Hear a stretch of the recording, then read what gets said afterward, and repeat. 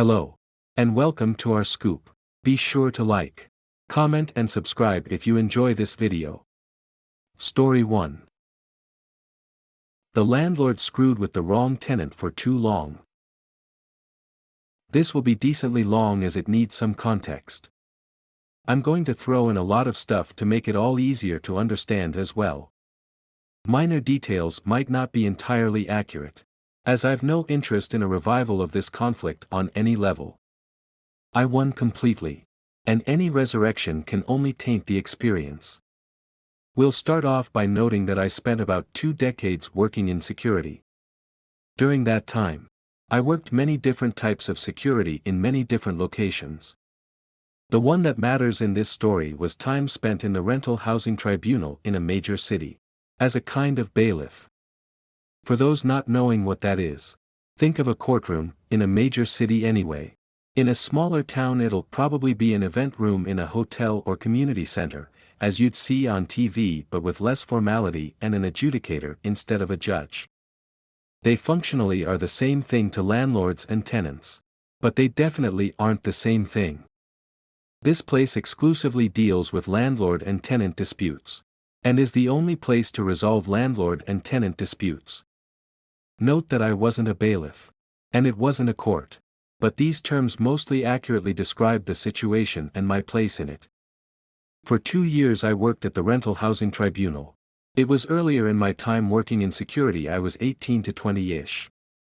Being as it was a major city, the sheer number of cases I sat through was beyond my ability to count.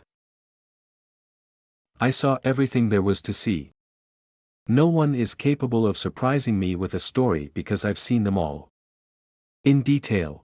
As a side duty of mine was to ensure all parties had copies of all evidence being presented. I did a lot of photocopying.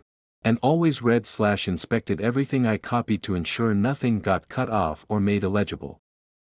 By the time I stopped working there, I probably knew the way everything worked well enough to be an adjudicator myself.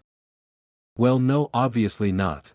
But I'm certainly in no need of a lawyer either should I ever have a need to go there. I also had intimate knowledge of how the system worked beyond the actual rules. Like, for example, adjudicators would always give a little leeway to anyone representing themselves over someone who had a lawyer. Or how pissed off adjudicators would get when a party was speaking out of turn. Seriously, do not do that. Skip forward to almost a decade later. I left the city and am in a fairly large town in the same province. Same tenant laws. I have a few roommates in a decently sized townhouse. We get along well. But there's a problem. Only I can write checks. And our paydays don't line up. So I'm the one who pays the rent. And I usually can't do it on the first because roommates don't usually all pay on time. We advise the landlord we might be a day or 2 late but we'll always have it by the 3rd at the latest. They have no problem with it at all. I spoke to them myself. For about a year this works fine. No complaints from the landlord because even if we're often a day or 2 late, we always pay. We're also fairly quiet and don't damage the property. Nearly model tenants. I do not actually have any idea why. But one day this changed. I suspect a different person in the company started overseeing the region. One day, suddenly we got a summons to the rental housing tribunal, hereafter to be referred to as RHT, on the 2nd of the month for failure to pay rent. This doesn't actually lead to a case because we paid the same day. But now we have to pay the application fee the landlord paid in order to serve the summons. I complained to the neighbor who was also the superintendent and eventually heard back that their contact at the company was now demanding first of the month rent. No exceptions. Well, that really didn't work for us. So we probably had to pay that fee 15 to 20 times over the next 2 years. I could have gone to tribunal over it. But we were technically without a leg to stand on and I knew it.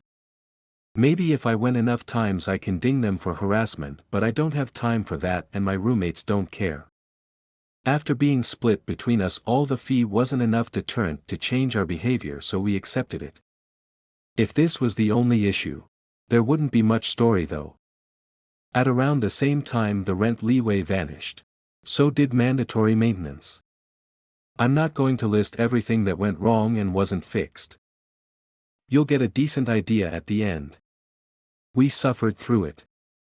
We were all working too many hours at horrible pay to be able to actually do anything about it. We adapted. But after about 2 years it broke us. Everyone but me up and moved out for various reasons within a 4-month period.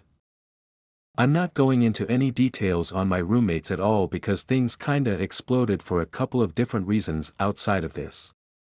No reason to dig any of that up. I had been saving up a while and was able to quit my job without having to immediately get another, so I suddenly had a lot of time. I didn't want to stay and pay the rent by myself or have to find new roommates I could live with. And with my experience in the RHT, I knew I had the landlord by the balls. So I went for them. I stopped paying rent. Annoyingly, I didn't get a summon the first month. But I did the second. So I went. With a meticulously documented plethora of evidence of failure to maintain the property and entering the property without formal notice. I had a copy for the landlord and a copy for the adjudicator. I know from experience that technically you're supposed to give the other party the evidence before the tribunal. But I also knew about that leeway an adjudicator gives to those who represent themselves. So I didn't give the landlord the evidence until our case came up. 100% total ambush. They argued they were ambushed. But the adjudicator just dismissed the case, dressed me down a little, and told me to file my own summons as I should have done. This was the petty revenge. The landlord and lawyer drove 3 hours to get there. For nothing. Worse than nothing. I filed my own summons. And the big day showed up. It's been about 4 months of me not paying rent at this point. I'm prepared to if I lose. But I don't think I'm going to lose. The whole thing could not have gone better. I had 20 to 30 pages of evidence and 20-odd photographs. They had nothing. They had no actual defense for our water heater being out for 6 months or us not having a fridge for a year. Just to mention 2 severe issues. Their entire defense rested on us being late for rent. Which actually worked against them once, that led to the adjudicator learning how many times we'd paid the application fee and lies that had no evidence to support them. They even talked over me a few times. And I saw in his eyes the one time I opened my mouth to protest during their turn to speak but forced myself to shut up with every gram of willpower I had, so only a squeak came out. The adjudicator respected me. He had no respect for the landlord. I had one on every possible front.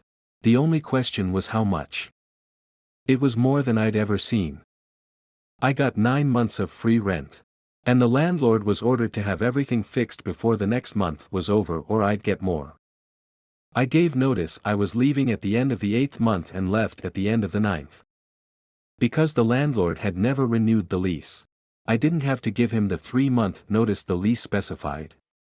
If you want a figure to put to it, I basically got a $13,000 judgment in my favor.